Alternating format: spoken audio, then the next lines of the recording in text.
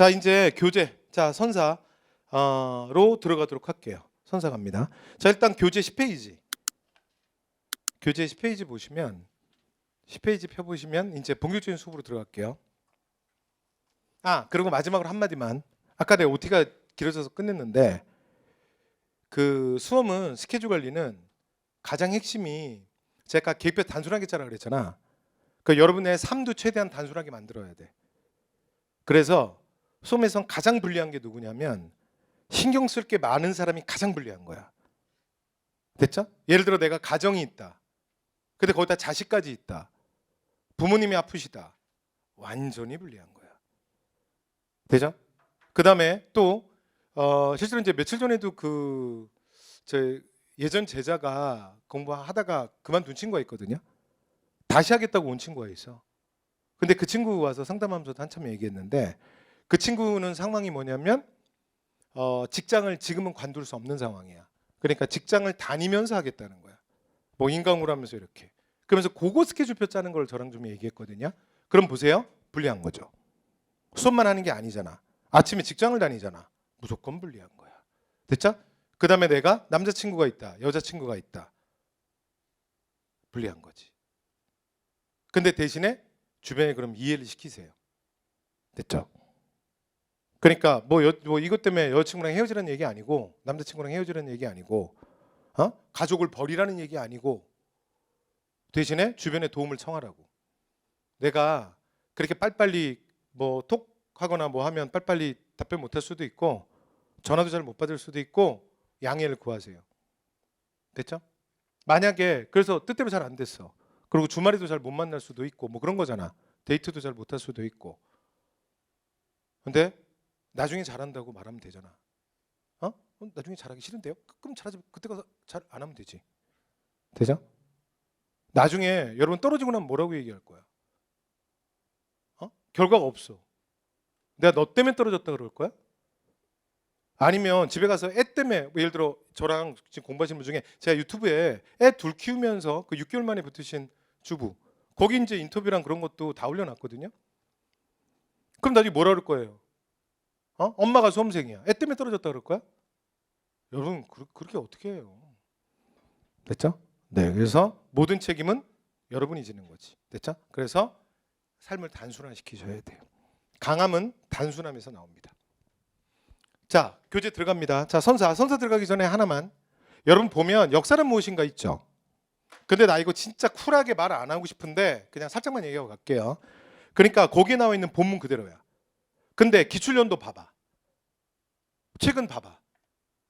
깨끗하죠? 그치? 근데 여기를 굳이 막 공부할 게 있어요? 그래서 실제로 교과서 서술보다 제가 서술도 확 줄였어요. 확 줄였고 그 다음에 가장 기본 내용이 뭐냐면 그러니까 우리가 역사라고 말하잖아. 그게 요 뜻 그대로예요. 그러니까 역자가 뭐냐면 시간 이룰 역자야. 그래서 자 이건 뭐냐면 사실로서의 역사를 얘기하는 거예요. 그 다음에 사는 기록할 사잖아. 그래서 역사의 또 하나의 중요한 부분이 뭐다? 기록으로서의 역사예요. 그래서 이걸 우리가 뭐라 그러냐면 자, 이 사실로서의 역사를 역사의 객관성. 그래서 가장 대표적인 학자는 자 19세기 독일의 랑케 같은 사람이 가장 대표입니다. 있는 그대로의 역사. 역사가는 자신을 숨기고 역사적 사실 그 자체가 말하게 하라. 됐죠? 자, 두 번째. 자, 20세기 거기에 대한 반동인데 사실은 말이 되냐지. 말이 돼? 있는 그대로 쓰는 게 말이 돼? 그걸 기록하는 순간 무조건 그 사람의 주관적 판단이 개입될 수밖에 없는 거 아니야? 이 얘기예요. 되죠? 그래서 실제로는 역사는 기록하는 사람, 역사가의 주관성이 되게 중요하다. 되죠? 네, 그래서 가장 대표적인 학자로는 E.H. 카 같은 사람이 있거든요. 거기 본문에 써 있죠. 그렇죠? 그래서 가볍게 그냥 그러려니 하고 들으시면 돼요. 그리고 얘는 시험에 거의 안 나오는데 그냥 한마디만 얘기할게요. 예전에 시험 문제 나왔던 모든 문제는 뭐였냐면 이거야. 어떤 문장이 나오잖아요. 근데 그 어떤 역사적 사건에 대해서 그 역사적 사건을 제가 써볼게요. 평가하잖아. 또는 비판하잖아. 또는 한계를 말하잖아. 또는 의나 의미를 말하잖아요. 그러면 무조건 역사의 주관성이에요. 되시죠? 되셨죠? 오케이. 자, 이렇게 해서 역사는 무엇이냐? 저 요 두 개, 그러니까 문제에서는 이렇게 나오면 요 두 개 구별하는 거예요. 그러니까 이거 못하면 한국사를 못하는 게 아니라 국어가 안 되는 거야. 됐죠? 네, 그래서 넘어가시면 될 것 같아요. 자, 이제 본격적인 얘기로 가시죠. 자, 선사 갑니다. 자, 이제 본격적인 얘기야. 자, 11페이지 보세요. 자, 테마 두 번째. 여러분 거기 기출 한번 보실래요? 거기 기출표 한번 봐봐. 그러면 그 정도 나오면 그 뜻이 뭐냐면 제법 나오는 거야. 그러니까 여러분들이 지금 각 단원별로 기출표가 어떻게 됐는지를 지금 이게 거의 지금 첫 번째 거 보고 두 번째 거 보는 거잖아. 그러니까 느낌이 없잖아요. 그러니까 제가 말씀드리는 거야. 왜냐면 공무원 시험은 한능검이랑은 달라서 한능검 50문제잖아. 그러니까 공무원 시험이 20개밖에 안 돼요. 그러니까 공무원 시험이 사실 힘든 이유는 문항수가 너무 작아요. 그래서 막상 이제 공부해 보시면 실제로 이게 이런 시험을 좀 안 보신 분들은 문항수가 많은 게 힘들 거라고 생각하는데 전혀 아니에요. 한능검처럼 50개씩 보는 게 훨씬 쉬운 거예요. 20개가 훨씬 어려워요. 왜냐하면 내가 물러설 곳이 별로 없어요. 그러니까 이제 어려운 거 한두 개 틀리고 실수 한두 개 해버리잖아요. 그러면 금방 한국사가 80, 75예요. 여러분 실제로 합격생 중에 한국사 75 정말 거의 없습니다. 아주 특별하게 있어요. 근데 진짜 거의 없어요. 그래서 지난번에 제가 아까도 뭐 살짝 그 얘기한 것 같은데 그 여학생 중에 제 수업을 제가 우리론 수업을 한 8개월, 10개월을 연속으로 들은 친구가 있어요. 8개월, 10개월 계속 들었어, 계속. 걔는 계속 듣고 그 다음에 지금은 공무원입니다. 계속 듣고 그 다음에 뭐 문제풀이반 기출 이것도 몇 번씩 듣고 그런 친구가 있어. 근데 이제 그 친구는 좀 특별한 경우죠. 근데 마지막에는 한국사 한 80은 맞았을 거예요. 75, 80은 맞았을 거예요. 엄청 했어 한국사. 왜냐면 중학교 때부터 다 미국에서 대학까지 나왔거든. 그러니까 한국말이 약간 서툴러. 그래서 제가 그 친구 제가 교재 보고 깜짝 놀란 게 필기하는데 내가 교재 보고 깜짝 놀랐어. 필기를 영어로 해. 뭔 말인지 알아요? 제가 한글로 쓰는 거는 물론 받아 적지. 왜냐면 이거는 이 정도를 할 수 있으니까 뭐 그 정도 못 하는데 글 못 읽는데 뭐 설마 공무원 시험 준비했겠어요? 근데 제가 이렇게 말하는 거 있잖아. 이거는 영어로 적는 게 더 빠른 거야. 편한 거지. 그래서 이렇게 보면 책에 막 영어로 한국사 책에 영어로 필기가 돼 있는 아주 신기한 친구였어요. 그 친구는 진짜 고구려 신라 백제 뭐 순서가 뭔지 뭐 고려가 뭔지 뭐 신라가 이게 조선이 뭔지 이것도 막 헷갈리는 친구였어요. 그래서 그렇게 해서 뭐 여러 번 듣고 해서 결국은 나중에 뭐 공무원이 되긴 했는데 하여튼 그래서 잠깐 말씀드렸습니다. 자, 그런데 여러분 이 단어는 일단 전체적인 얘기해 볼게요. 여러분 이 단어는 시험에 좀 제법 나오는 겁니다. 이 정도 출제면. 근데 여러분 이제 잘 보시면 잘 봐요. 만약에 내가 국가직 지방직을 시험을 다 본다고 생각해 봐. 24년에 25년에 그러면 두 번 중에 한 번은 만나는 거야. 맞죠? 그 위아래를 동시에 보세요. 그렇죠? 법원직도 가끔 건너뛰지만 제법 나오잖아. 그렇죠? 그러니까 이거 제법 나온다는 얘기예요. 요 정도면. 근데 예전에는 진짜 많이 나왔거든요. 근데 요즘엔 그렇진 않아요. 되죠? 자, 그래서 특히 보면 국가직이 더 선호하죠. 지방직이 조금 덜 나오고. 그래서 요 선사 전체는 제가 좀 이따 다시 말씀드릴게요. 선사는 크게 세 개의 덩어리 이루어져 있거든요. 그래서 먼저 이제 기본적인 얘기 좀 해볼게요. 구석기, 신석기, 청동기 요거 보이세요? 됐죠? 그리고 여기다가 하나 더하면 초기철기. 초기철기 얘기는 제가 교재다 그냥 바로 체크할게요. 되죠? 그래서 이렇게 이제 요 시기까지를 우리가 뭐라 그러냐면 선사라 그래요. 여러분 단어 뜻부터 선사 그럼 무슨 뜻이야? 그렇지. 기록이 있기 이전. 되죠? 그런데 사실은 인류 역사에서 기록은 사실은 청동기에 만들어집니다. 그래서 세계사는 청동기를 기준으로 해요. 근데 문제는 우리 역사는 아니야. 왜냐면 우리 기록은 없었잖아. 됐죠? 그래서 이 땅에 한자가 처음 전래됐다라고 추정되는 게 사실은 초기철기 시대거든요. 그래서 우리는 그렇게 구별 안 해요.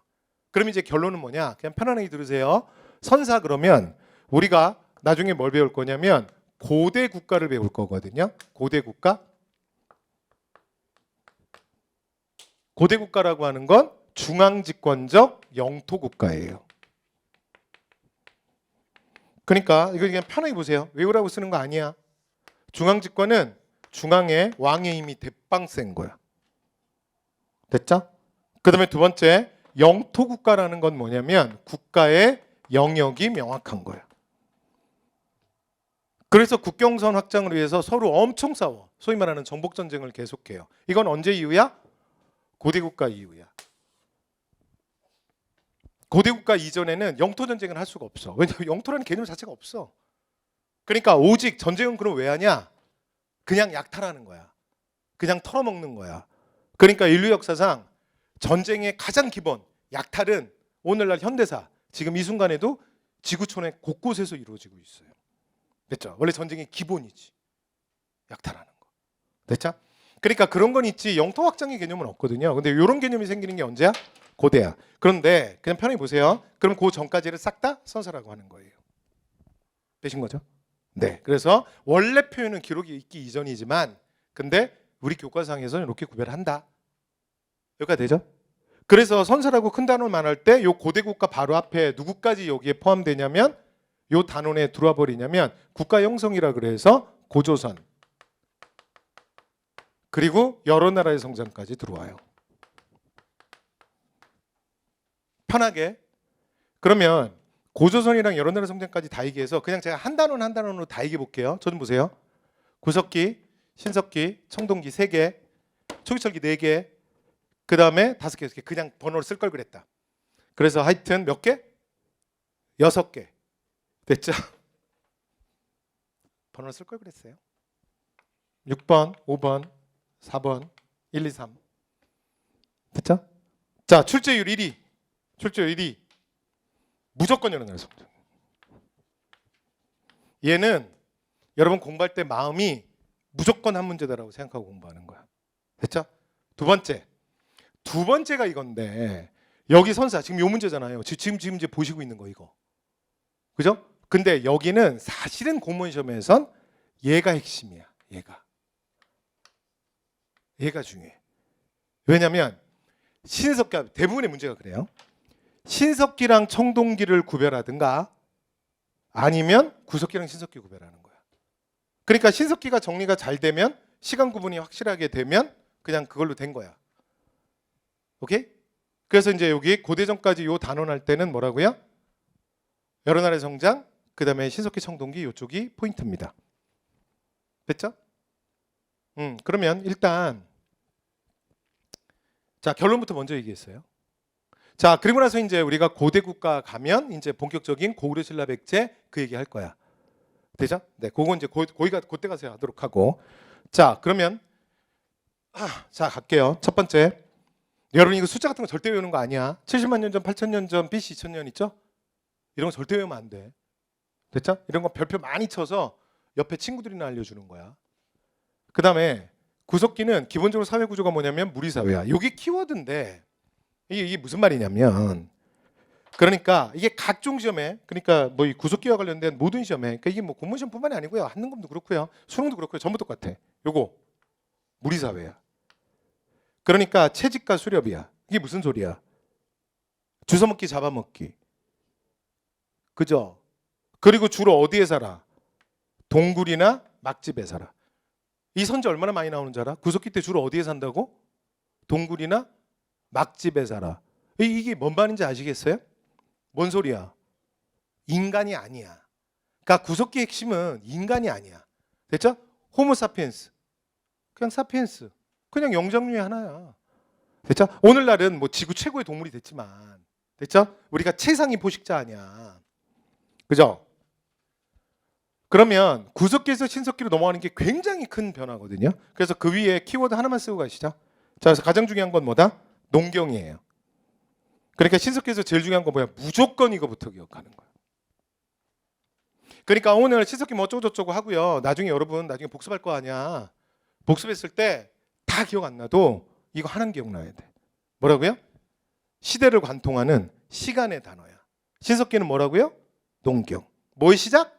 생산경제의 시작. 이게 제일 중요한 거야. 이제는 짐승이 아니야. 돼요? 여러분 봐요. 그러니까 무리사회라는 게 그냥 말 그대로 진짜 여러분 그게 호모사피엔스가 굉장히 약한 동물이잖아. 어? 아니 지금 우리가 여러 가지 도구를 사용하고 우리가 지구에 진짜 지구 전체를 위협하는 최상위 포식자지만 원래 옛날에 생각해 보면 70만 년 전으로 생각해 보면 호모사피엔스는 우리는 자연 상태에서 굉장히 무능력하잖아요. 아니야? 여러분들의 속도로 제압할 수 있는 동물 한번 떠올려 봐. 여러분들이 확 속도로 제압할 수 있는 동물 뭐 있어? 여러분 강아지 개새끼도 졸라 빨라. 여러분 그 벌판에다 풀어놓고 개 한번 잡아본 적 있어? 못 잡아. 아무리 조그만한 애들도 얼마나 빠른데. 여러분 잡을 수 있는 거 뭐 있어? 거북이? 달팽이? 그렇잖아요? 우리가 그렇잖아요. 우리가 그런 동물 아니야. 그래서 그 우리한테 없는 거 채집과 수렵을 하는데 주워 먹고 잡아먹고 하는 거죠. 그렇죠? 그래서 결국은 좀 이따 제가 보여드리겠지만 다시 구석기 때 뗀석기는 사냥용이야. 아니 그러니까 짐승의 삶이라니까. 근데 우리가 뭐가 없어? 발톱, 날카로운 발톱, 이빨 이런 거 없잖아요. 송곳니. 그래서 오늘날 인류가 위대해진 건 우리가 뭐라고 얘기하냐면 척추의 힘이라고 얘기해요. 척추가 뇌를 이렇게 세울 수 있었던 거. 이게 호모사피엔스가 진짜 최고로 무서운 짐승이 될 수 있었던 거야. 됐죠? 그래서 지구의 지금 최상위 포식자잖아요. 그죠? 그래서 그거를 대신해 줄 거. 그래서 뗀석기는 뭐다? 사냥용이에요. 아, 자꾸 외우지 말고. 이게 짐승이라고, 짐승. 짐승의 삶인데 같이 붙어야 되는데 우리가 안 되잖아, 육체적으로. 그러니까 근데 대신에 우리는 직립보행이 됐잖아.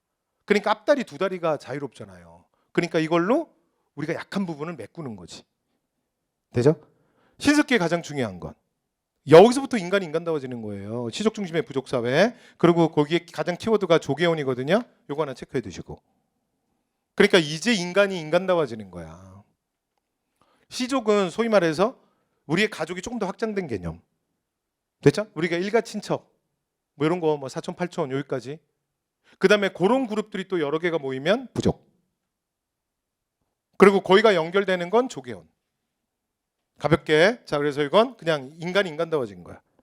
근데 가장 중요한 건 뭐라고요? 그래서 여러분 현생 인류에 불어닥친 가장 큰 변화, 첫 번째 물결 우리 보통 뭐라 그래요? 농업혁명이라고 말하잖아. 신석경면. 생산경제의 시작. 그러니까 인간남으로 뇌 용량이 큰 게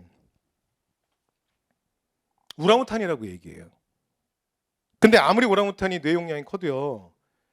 여러분 씨 뿌리는 오랑우탄 봤어요? 오랑우탄이 뭐 이양법에 성공했다. 그런 게 어딨어. 그죠? 돌고래가 인간다음으로 가장 많은 의사소통을 한다 그래요. 굉장히 다양한 음양 언어를 사용하죠. 그래도 돌고래가 예를 들어 뭐 김양식에 성공했다. 굴양식에 성공했다. 그런 게 어딨어. 생산경제는 오직 누구만의 특징? 인간만의 고유한 특징이죠. 그러니까 신석기는 뭘 그냥 다 때리면 되냐면 그냥 다 생산경제, 농경으로 때리면 돼요. 아니 외우는 건 나중에 하고. 왜냐면 읽어줄 수 다 읽을 수 있다니까. 돼요? 여기도 봐봐요. 여러분 이거 외우지 말고 동굴이나 막집이 뭐야 이게? 이게 짐승이랑 뭐가 달라? 아니 여러분 피해야 되니까 여러분 동물 같은데 그 동물도 진짜 들어가 있잖아.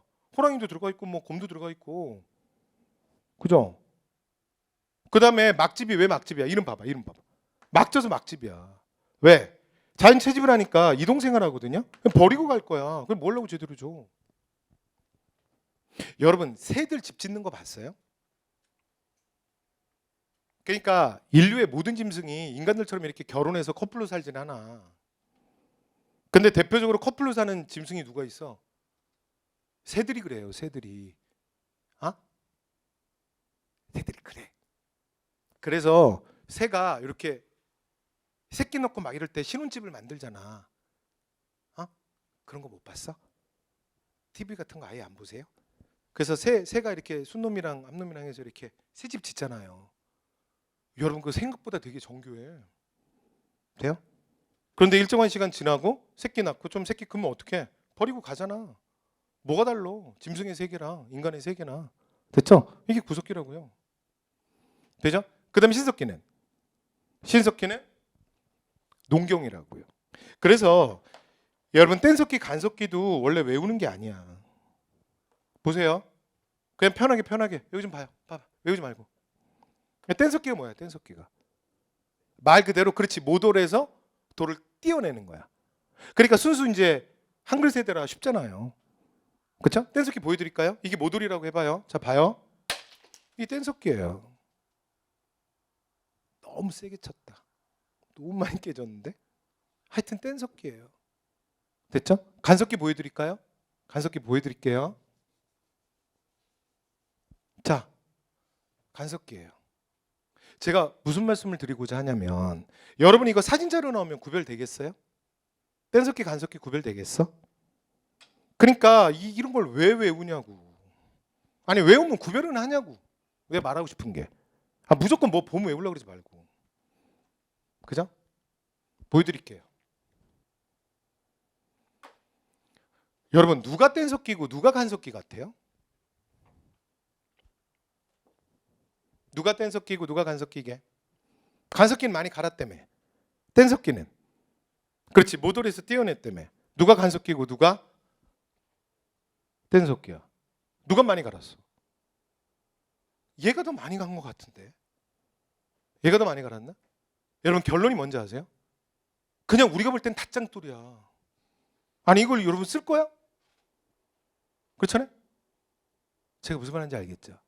중요한 건 구석기는 뭐라고요? 수렵이야. 사냥이라고. 그러니까 누가 사냥 도구 같아요? 여러분 신석기는 얼마나 갈았냐가 중요한 게 아니라 농기구가 핵심이야. 신석기는 뭐라고요? 키워드가 무조건 생산경제, 무조건 농경이야. 얘가 여러분 이 보세요. 그냥 짱돌이잖아. 실제로 간 거 얘 더 많이 간 것 같아. 근데 얘는 사냥용이고요. 얘는 농경물질이라고 그래서 여러분 그냥 보시면은 그냥 짱돌처럼 보이지만 얘가 땅을 갈아엎을 때 쓰는 애예요. 그럼 봐봐. 이 뭐야? 농기구지? 그럼 얘는 뭐야? 간석기인 거야. 그러니까 그 단어 외우는 게 중요하지 않다고요. 제가 무슨 말씀 드리고자 하는지 아시겠죠? 자, 그다음에 청동기로 와볼까요? 신석기의 가장 중요한 이제 키워드가 농경이라 그랬죠? 그러면 청동기는 뭐냐면 무조건 계급이에요. 그래서 실제로 사진 자료 같은 것도 시험에 제일 많이 나오는 게 뭐냐면 신석기는 뭐가 나온다? 토기가 나와. 토기가. 됐죠? 그러니까 바로 뒷장 넘기면 쭉 잔뜩 나와. 좌측에 날개단에 잔뜩 있죠. 근데 그거 한국 사람 모르는 사람이 있어요? 아니 내가 한국사를 뒤에 못 들었지. 보통 첫날은 듣잖아. 한국사 선생님 오면 일단 자기 이름 크게 칠판에다 써주고 맞죠? 그리고 우리가 그래서 유일하게 내가 기절하기 전까지 유일하게 한국사에서 기억하는 게 뭐야? 빗살무늬 토기 아니야. 그러니까 한국 사람들은 빗살무늬 토기에 대한 사실은 친밀도가 장난이 아니야. 집에 가면 다 하나씩 있을 것 같죠? 가방 열면 나올 것 같아. 그죠? 근데 그 토기가 뭐죠? 빗살무늬 토기가 뭐죠? 토기가 뭐야? 곡식을 담았던 그릇이야. 제가 시험에 왜 나와? 농경의 증거라서 나오는 거예요. 돼요? 자, 그러면 청동기의 가장 중요한 키워드는 뭐다? 무조건 계급이야.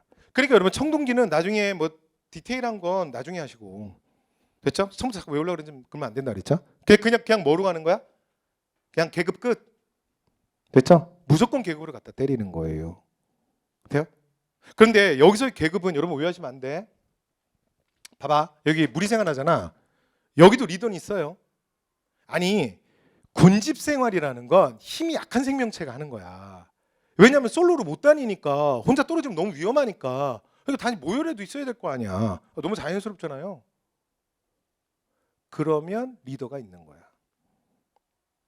여러분 개미도 대빵개미가 있잖아. 여왕개미가 있잖아. 하늘을 날아가는 기러기도 제일 앞에 날아가는 애가 있는 거야. 걔가 대빵이야. 그럼 날아다 보니까 씨발 내가 제일 앞이다. 그런 거 아니야. 그렇게 막 날아가는 거 아니야. 걔들도 나름의 룰이 있어요. 군집 생활하는 모든 짐승은 우두머리가 있는데 잘 들어요. 그건 계급이 아니야. 그거는 자신의 경험과 자신의 능력으로 된 거잖아. 그건 계급이 아니라고. 한국사에서 말하는 계급은 좁은 의미의 계급이야. 그러니까 개인의 능력 따위는 고려하지 않고 그냥 예를 들어 이분과 저와 우리 둘의 관계가 그냥 결정되는 거야. 뭐로? 누구 새끼냐로. 어떤 친족 집단에 소속됐느냐로 저는 이분을 만나면 내가 나이도 훨씬 많고 예를 들어 내가 훨씬 더 공부도 많이 했고 뭐 돈도 훨씬 많고 다 필요 없어. 무조건 내가 이분을 섬기는 거야. 누가 결정한 거야? 태어나는 순간 결정된 거야. 이게 한국 사회에서 말하는 좁은 의미의 계급이에요. 여기까지 되셨죠? 그래서 리더가 없었다 그런 얘기가 아니에요. 됐죠? 자, 청동기를 뭐로 간다? 무조건 계급이야. 그래서 청동기 이제 시험에서 제일 많이 나오는 게 뭐냐면 이런 거 많이 나오잖아. 고인돌. 한국 사람이 고인돌 몰라? 여러분 고인돌 대한민국 세계 1위야. 아세요? 응? 강화도, 전남 화순 다 유네스코 세계문화유산에 지정돼 있어요. 세계에서 우리가 고인돌 제일 많어. 프랑스가 2위야. 프랑스 엄청 큰 나라인 거 아시죠? 근데 우리가 프랑스의 10배야. 우리가 진정한 1등이야. 근데 고인돌로 뭘 해야 될지 모르겠어. 하여튼 엄청 많아. 되죠? 그 뭐의 증거다?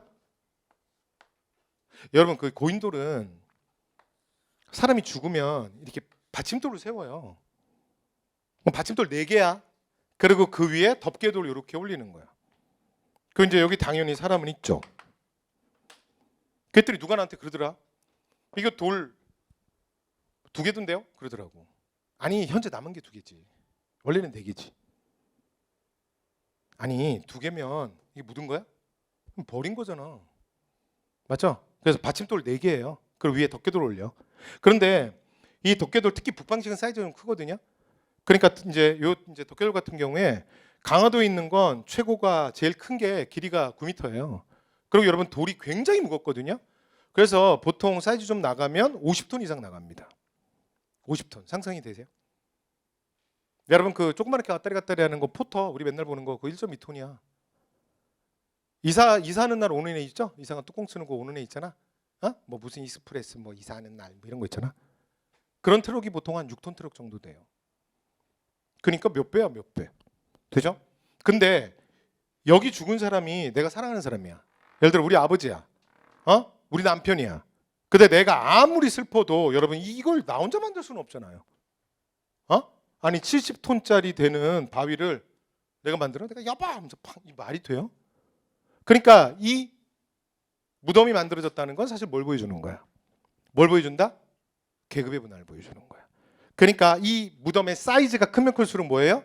이 땅에 묻힌 사람의 정적 권력이 컸음을 보여줘요. 됐죠? 그래서 고인돌이 나오는 이유도 뭐라고요? 계급을 보여주니까. 됐죠?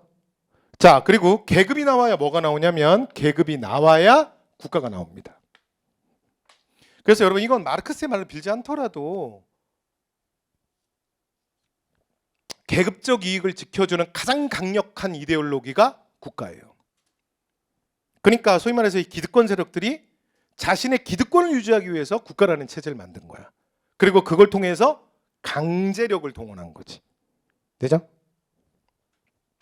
근데 뭐 사실은 뭐 마르크스 말을 빌지 않더라도 세계 어느 나라 역사에도 그러니까 국가 형성 전에 계급이 아니 그러니까 계급 형성 전에 국가가 먼저 탄생된 역사는 그냥 인류의 역사에는 없어요. 됐죠? 그래서 키워드가 뭐다? 계급. 모두 탄생한다 그래서 이걸 지켜주기 위해서 국가. 두 번째 비파행동검. 그러니까 청동검입니다. 근데 중국의 그 현악기 비파모행을 닮았다 그래서 그냥 비파행동검이라고 해요. 그렇죠? 근데 얘도 핵심이 뭐냐면 그 이 비파행동검, 이 청동시대 동검을 우리가 뭐라고 부르냐면 위신제라고 불러요. 됐죠? 이것도 또 따라 쓸까 봐 내가 일부러 안 쓰는 거야. 못 따라 썼죠? 따라 쓰지 마. 이게 무슨 말이냐면 신부적 위치를 보여주는 물건이에요. 그러니까 천천히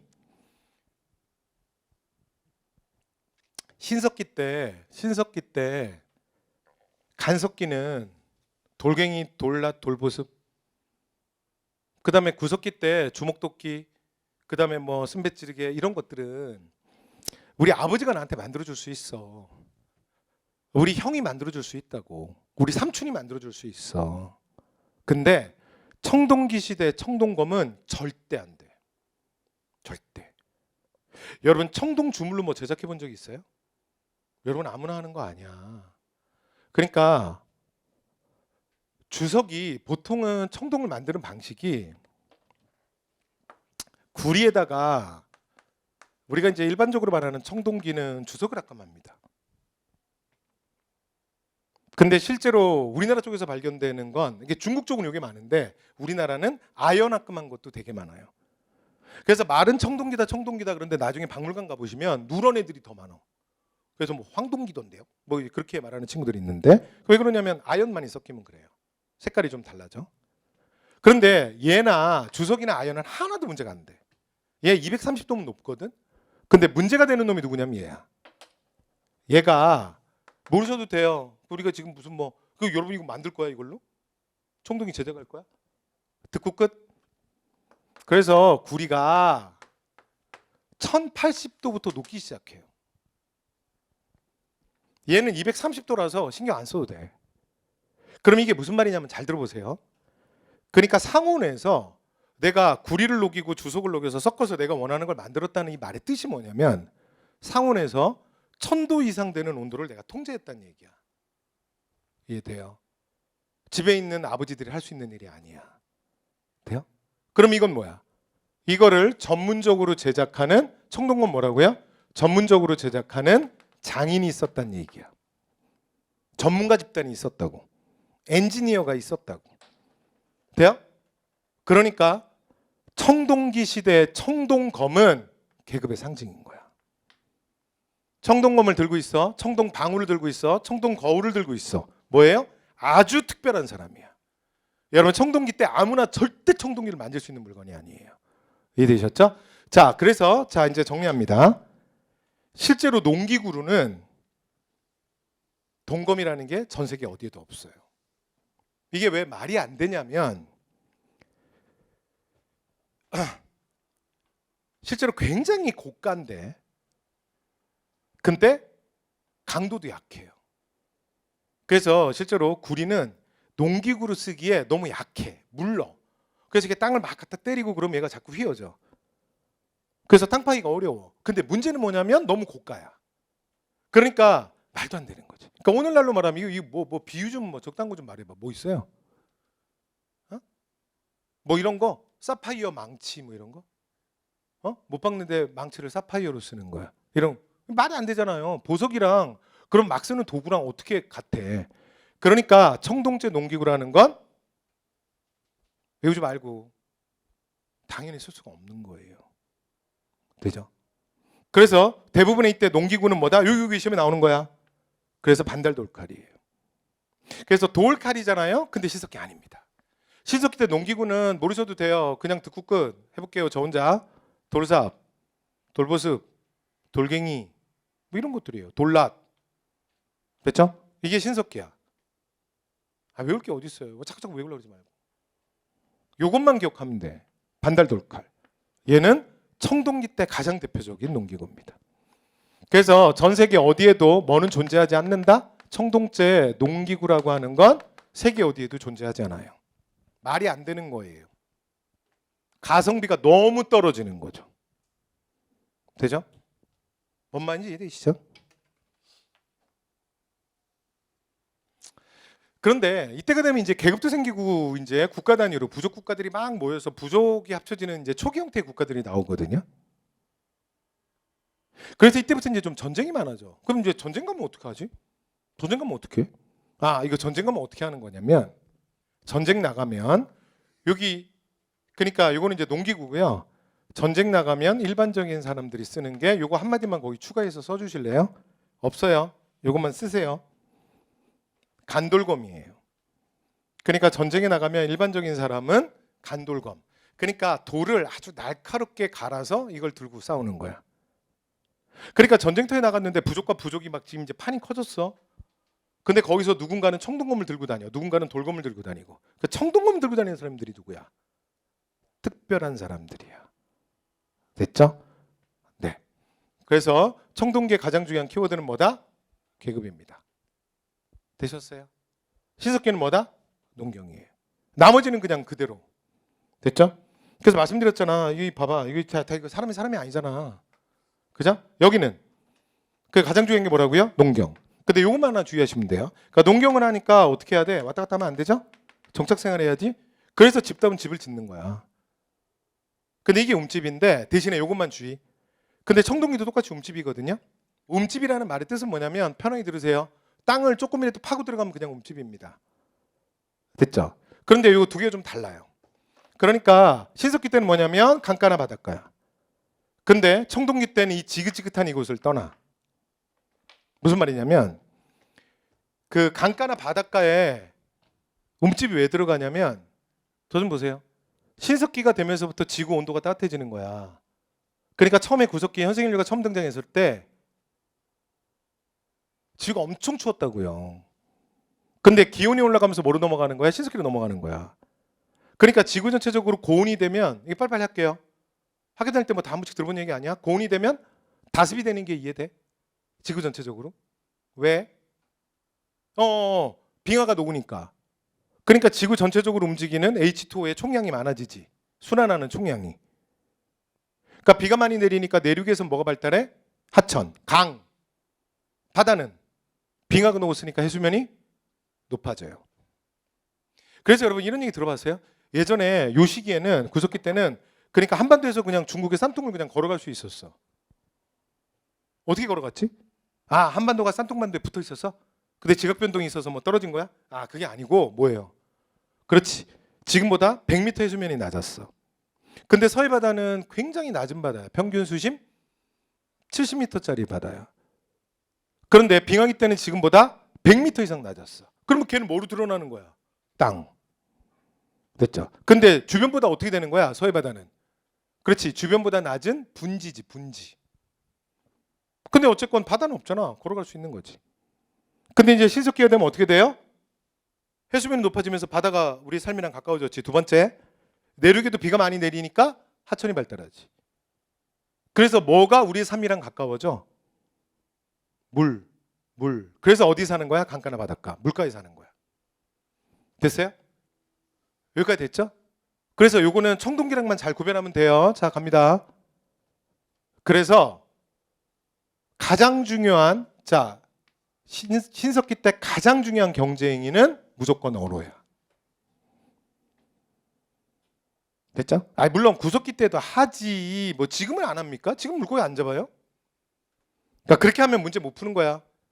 이거는 시간의 대표, 시간의 과목이잖아요. 시간의 상징들만 기억하시면 돼요. 그래서 신석기 때 가장 대표적인 우리가 유적 얘기할 때 항상 뭐가 나오냐면 조개 관련된 얘기가 나오는 거야. 어패류, 조개 껍데기, 조개 뭐 어쩌고 저쩌고 그런 얘기 나오면 무조건 뭐야? 무조건 신석기야. 저 어제도 조개 먹었는데요. 같이 수업 못해요. 그 얘기가 아니잖아. 맞죠? 무슨 말인지 아시겠죠? 왜냐면 여러분 보세요. 이게 키워드가 뭐냐면 봐봐. 이게 주어가 다르지. 사실은 주어는 전부 뭐에 영향받냐면 경제행위에 영향받거든. 근데 주어가 많이 달라졌잖아. 실제로 움집이랑만 똑같이 생긴 거랑 장소 완전 달라. 그러면 실제로는 뭐가 바뀐 거야? 경쟁이가 바뀐 거야. 그래서 신석기 때는 농경이 시작되는데 이거 원시농경이에요. 조, 피, 수수 이것만으로 먹고 살 수가 없어. 이건 약간의 보험의 의미야. 됐죠? 그래서 실제로는 물가 주변에 있어야 되는 거야. 이곳이 굉장히 살기 척박하더라도 여기 있어야 되는 거야. 그럼 이 지긋지긋한 이곳을 얘네들 언제 떠나냐? 청동기 때 떠나는 거야. 왜? 이때 본격적인 농경. 그러니까 우리가 말하는 일반적인 밭농사 있잖아요. 이게 이때부터야. 그리고 일부 저습지에서는 벼농사도 해요. 그래서 실제로 이제 생산력의 엄청난 급증이죠. 생산력이 많이 증가한 거야. 그리고 이 생산력의 증가는 뭘 만들어내냐면 잉여 생산물 만들어요. 잉여 생산물. 여러분 잉여 생산물이 뭐죠? 잉여 생산물이 뭐야? 먹고 남는 거. 먹고 남는 거. 그러니까 여러분 신석기 때는 이런 걸 먹고 남는 거 상상할 수 없어. 그러니까 편하게 들으세요. 네 거 내 거가 존재할 수 없는 거야. 부자 가난한 사람이 있을 수가 없는 거야. 아무도 남는 게 없는데 네 거 내 거가 어디 있어? 그러니까 며칠씩 굶다가 가끔씩 먹는 거야. 그러니까 구석기보다는 조금 나아졌지만 뭐 만만치 않죠. 그래서 강가나 바닷가 이 지긋지긋한 여기 못 떠나는 거야. 너무 추우니까 땅 파고 들어가고 가운데다가 불 놓고 사는 거예요. 외우지 마시고. 근데 지긋지긋한 여기를 떠날 수 있는 게 언제 떠나? 먹거리 문제가 해결돼야 돼. 그러니까 굳이 물에 그렇게 기대어 살 필요가 없는 거야. 그러면 이제 야산이나 구름으로 올라가. 여러분 이거 설마 산꼭대기로 올라간다고 생각하는 거 아니지? 그러니까 바람을 막아주고 그다음에 조금 더 쾌적한 곳으로 살짝 이동하는 거야. 그러니까 땅 파고 들어갈 필요 없죠? 집도 커지지, 화덕도 벽 쪽으로 빠지지. 그래서 우리가 말하는 배산임수 추락이라는 것도 이때 만들어져요. 돼요?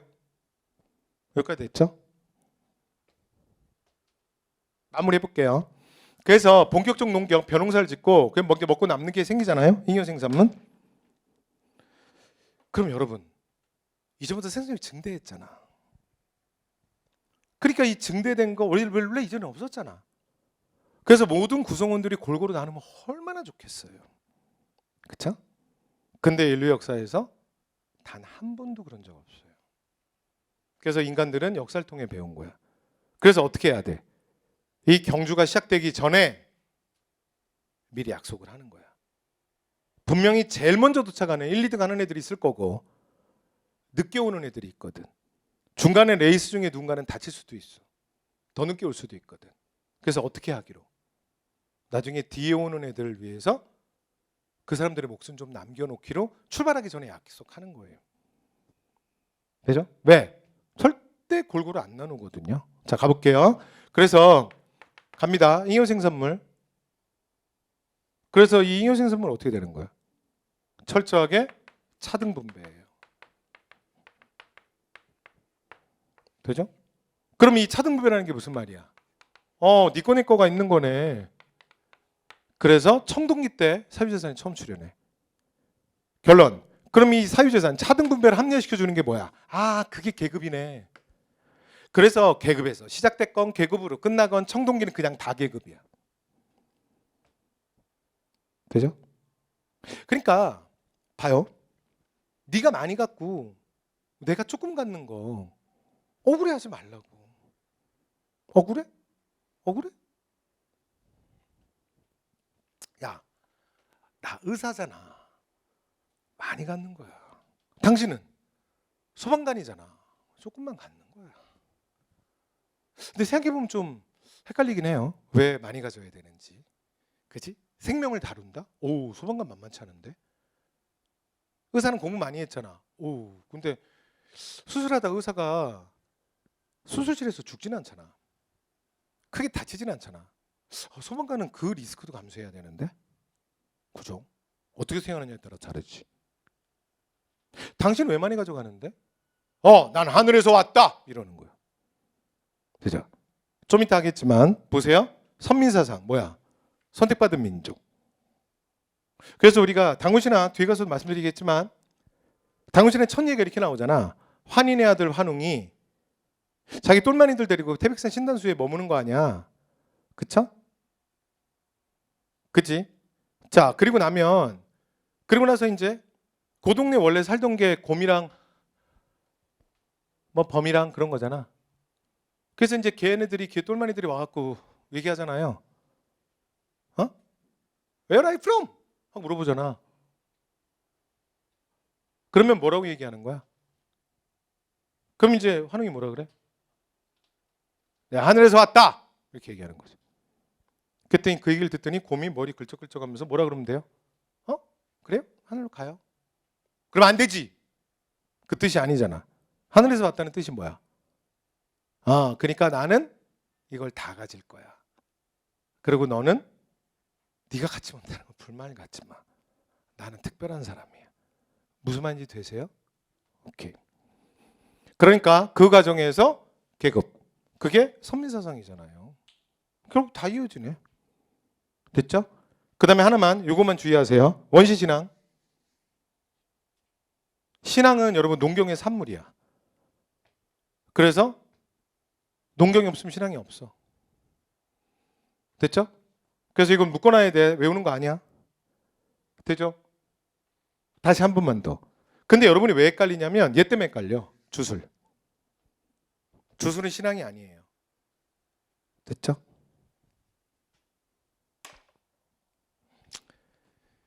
그러니까 구석기인이랑 신석기인이 있는데 구석기는 최종 단계를 본인이 끝장을 보잖아. 근데 신석기인 때도 이게 농경이라고 하는 게 여러분 이런 얘기 들어보셨나요? 그러니까 우리가 이제 이거는 이제 시험에서 나올 얘기는 아니야. 그냥 하는 얘기야. 그냥 얘기하는 걸 왜 하지? 근데 어쨌든 간에 그 호모사피엔스라는 되게 유명한 요즘에 많이 히트친 그 책을 보면 사실은 농경이 가장 크게 인류를 속였다는 거야. 그러니까 농사를 짓게 되면서 인간들은 훨씬 더 많은 노동을 해야 되고, 그러니까 아주 특권계층 조금만 좋은 거야. 그걸 다 뺏어갈 수 있는 소수만. 그러니까 대부분의 사람들은 훨씬 더 많이 노동해야 되고 영양분 섭취도 힘들어지고. 그런 얘기가 있어요. 그래서 그 책에 보면 이런 말이 나와. 우리가 밀을 재배했다고 생각하는데 사실은 밀이 인간을 길들인 거라는 거야. 그래서 인간은 끊임없이 그 밀농사를 하면서 땅에 붙어서 인생이 이상해져 버려요. 그러니까 이렇게 말하는 사람도 있어. 됐죠? 그 이 말 왜 했냐면 저 좀 봐요. 그러니까 농경은 뭐야? 내가 곡괭이 잘한다고 되는 게 아니라고요. 합질 잘한다고. 뭐가 돼야 돼? 알맞은 자연환경이 있어야죠. 기후 조건이 돼야지. 돼요? 그래서 자, 농경을 하게 되면서 인간은 비로소 알게 되는 거야. 내가 간절히 원했지만 내 마음대로 안 되는 거. 됐죠? 그래서 그게 뭐의 출현이다? 원시신앙의 출현. 여기까지 되죠? 그래서 구속기 때 뭐랑은 다른 거야? 주술이랑은 다른 거야. 주술은 뭐야? 그냥 내가 원하는 걸 바라는 거야. 그게 뭐라고요? 주술. 신앙은 구체적 대상을 향해서 기원해야 돼. 서로 다른 거예요. 자, 다시. 그러니까 예를 들어 내가 오늘 가서 열심히 하자. 또 오늘 시험 날이야. 네, 이제 시험 잘 보자. 뭐야 이거? 주술이라고. 주술. 원하는 거 그냥 바라는 거 아니야. 신앙은 구체적 대상을 향해서 기원해야 돼. 되죠? 그래서 제가 시험을 잘 볼 수 있도록 도와주시옵소서. 에이멘. 예수님 이름으로 기도했습니다. 에이멘. 이렇게 해야 뭐가 되는 거야? 그러니까 구체적 대상을 향해서 기원했잖아. 그럼 뭐라고요? 신앙. 됐죠? 자, 가장 대표적으로는 애니미즘, 토테미즘, 샤머니즘. 다 언제 출현한다? 신석기. 여기까지 됐죠? 오케이. 자, 그럼 이제 구별되겠어요? 그러니까 구석기는 뭐라고요? 다시 한번 얘기하지만 짐승들의 삶이고, 그 다음에 신석기는 뭐라고요? 농경. 무조건 농경을 때리면 되는 거야. 그 다음에 청동기는 뭐라고요? 계급이야, 계급. 여기까지 됐죠? 여기 가장 중요한 키워드고, 그 다음에 여러분 유적지만 좀 얘기하면 요즘에 유적지 자세히 안 물어보거든요. 근데 가장 유적지 되게 많거든요. 대표적인 거 두 가지만. 자, 그래서 거기 보면 연천전공리 있죠. 그 다음에 공주석장 이 두 개만 기억하시죠. 연천전공리는 좀 전에 여러분 이거 기억나요? 이걸 애슐리안개 주목도끼라고 그러거든요. 양면 액석기 양쪽으로 간 거. 이게 연천전공리에서 발견됐어. 이게 세계 10대 구석기 유적지야. 그래서 걔 하나만. 됐죠? 그 다음에 두 번째 공주석장리 밑에 보이시죠? 공주석장리는 여기 좀 보실래요? 여러분 교재에 사진 실을 곳이 없어서 안 실었어. 그냥 이거 보세요. 그러니까 여기서 12문화층이 발견됐어. 그래서 우리가 뭐라 그러냐면 구석유적의 텍스트라고 불러요. 그러니까 무슨 말인지 알겠어요? 그러니까 서로 시대가 다른 토양이 이렇게 12층. 그래서 만약에 다른 어떤 데서 구석유적지 발견되잖아? 그 토양 샘플을 떠. 어디 갖고 와? 공주석장리. 근데 요 시기랑 여기에 토양이 똑같아. 시대가. 그러면 새로 발굴된 구석지에 시대가 딱 여기로 고정되는 거야. 이해되시죠? 오케이. 자, 이게 뭐라고요? 공주석장리. 그리고 1960년대 남한 최초 발굴지이기도 합니다. 그래서 요 정도 두 개 기억하시면 되고, 그 다음에 그 밑에 없는데 하나만 써보시죠. 뒤에 본문에 가면 있거든요. 그래서 이거 하나만. 청원 두루봉동굴. 그 밑에 표 밑에 한번 써보세요. 청원 두루봉동굴. 근데 이게 청원군이랑 청주시가 지금 도농복합도시가 됐거든. 그래서 최근에 고등학교 교과서는 청주라고 그냥 표기하고 있습니다. 청원, 청주 같은 말이야. 됐죠? 청원군과 청주시 합쳐서 지금은 도농복합도시가 됐잖아. 그래서 청주 두루봉동굴, 청원 두루봉동굴. 여기가 구석기 시대 가장 대표적인 인골 유적이야. 됐죠? 요 정도만 기억하시면 돼요. 유적은. 끝. 자, 그다음에 신석기로 가보실래요? 신석기로 와보시면 하나, 서울 암사동. 우리가 실제로 이제 신석기 때문에 어쩌고 저쩌고 막 배웠잖아요. 그래서 무슨 얘기했어요? 농경의 증거, 그 다음에 빗살무늬 토기, 그 다음에 움집의 형태, 뭐 이쪽은 얘기했지. 그 모든 얘기가 다 암사동, 전부 암사동이야. 되죠? 네. 그래서 지금은 이제 체험 학습할 수 있도록 이렇게 많이 좀 이렇게 실제로 막 해놨어요. 뭐 가보신 분들도 많이 계시죠. 자, 그다음 청동기는 하나, 부여성국리. 여기가 대표입니다. 유적지 많습니다. 대표 딱 하나씩만 기억하는 거. 됐죠? 네, 그래서 구석기만 제가 3개 얘기한 거예요. 인골, 유적지, 청운, 두루봉, 동굴까지. 되죠? 다 했어요. 다 했어요. 자, 다 했고요. 나머지 여러분 본문은 여러분이 보시면 될 것 같아요. 본문 여러분이 보시면 되고, 네, 중요한 얘기 다 했어. 자, 그다음에 이제 철기 볼래요? 철기? 철기는 요거 하나만 기억하시면 돼요. 철기는 이 철이 어디서 전래됐다? 철이 어디서 전래됐다? 중국. 중국. 그게 제일 중요해요. 됐죠? 그래서 맨 마지막 4번 갑니다. 중국과의 교류 별표. 그래서 청동기의 가장 핵심은 우리나라 청동기를 뭐라 그러냐면 만주, 그러니까 시베리안 계통이라고 불러요. 또는 스키토 시베리안 뭐 이런 표현을 쓰거든요. 그게 그 지역이 중요한 게 아니라 여러분 우리 역사는 중국 역사를 빼고 설명할 수 없어요. 그래서 제가 뒤에 뭐 중국사 뭐 이런 것도 조금씩 넣어놓고 나중에 제가 유튜브 말씀드릴게요. 중국사 한번 보셔야 돼. 그런데 청동기까지는 전혀 상관없어. 그러니까 우리 역사와 중국 역사가 밀접해지는 건 언제? 철기. 철기 이후에요. 철기가 어디서 오는 거야? 중국. 이게 포인트예요. 이렇게 됐죠? 자, 그래서 이렇게 보시면 됩니다. 되죠? 자, 이렇게 보시면 되고요. 그다음에 밑에 보시면 여러분 기출 있는데 여러분 기출까지 풀게요. 그냥 지금 바로 풀어봐. 14페이지. 금방 배웠고 금방 하는 거잖아. 됐죠? 자, 반달돌칼 간섭기가 자 다음 시기. 지금 문제 보고 있는 거죠? 저는 14페이지 하는 중이야. 저랑 같은 거 보고 있죠? 문제 바로 들어갈게요. 밑줄 시기 이렇게 시간 찾기라고 항상. 자료가 주어졌죠. 갑니다. 반달돌칼 밑줄. 여기서 조심해야 돼. 신석기 아니라고. 반달돌칼은 신석기 아예 없어. 그 다음에 청동시대 가장 대표적인 토기가 민문이 토기야. 밑줄. 지금 내가 본문 건너왔는데 여기 그냥 문제에서 설명할게요. 되죠? 뭐라고요? 민문이 토기. 그 다음에 대표적인 무덤 뭐라고요? 나왔다. 고인돌. 돌널 무덤은 그냥 보너스라고 생각해. 고인돌. 고인돌이 뭐의 상징? 계급. 계급의 시대는 언제? 청동기. 기억나죠? 자, 그러면 주어진 자료가 지금 뭐야? 청동기. 자, 갑니다. 자, 목을 길게 단 미송리식 토기가 사용되었다. 잘 모르죠? 그렇죠? 일단 통과. 용호동 유적에서 불 뗀 자리. 여러분 이게 불 떼는 게 무슨 말이냐면 이건 진짜 이거 오스트랄로피테쿠스부터야. 됐죠? 불을 사용하는 거. 그러니까 구석기는 너무 당연하지. 됐죠? 옛날. 되지? 자, 그다음에 거기 이거 보여요? 제가 아까 말씀드렸는데. 자, 주로 동굴이나 강가의 막집. 거기다 밑줄. 여러분 이 선지 얼마나 많이 나오는지 알아? 이거 보이면 뭐라고? 인간이 아니라고. 됐죠? 무슨 동굴에서 살아. 그다음에 여러분 새도 이렇게 새끼 놓고 그러면 이렇게 뭐 막 물고 와가지고 이렇게 집 만들잖아. 막 지어서 막집이라고 버리고 간다고. 그럼 이거 언제야? 구석기. 농경과 목축은 신석기. 농경의 시작 언제예요? 농경 목축의 시작. 생산경제 시작 언제야? 신석기. 그럼 답이 될 수 있는 게 뭐밖에 없어.